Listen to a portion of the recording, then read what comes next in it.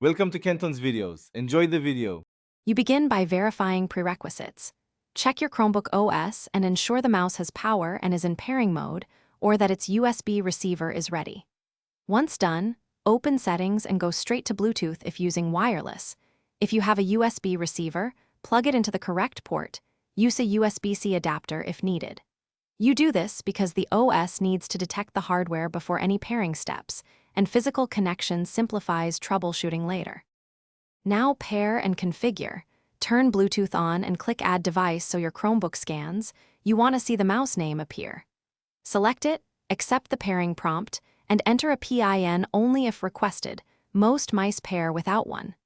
If using a USB receiver, give the Chromebook a few seconds to install drivers automatically. You should see the cursor move immediately. Make sure to keep the mouse close while pairing so signal strength stays strong and pairing completes without interruption. Finish by testing basic functions. Move the cursor, click left and right, and scroll. Then adjust pointer speed in Settings, Mouse, and Touchpad to suit your preference. If the mouse isn't detected, toggle Bluetooth off and on, unplug and reinsert the receiver, try fresh batteries, or reboot the Chromebook. These clear transient errors.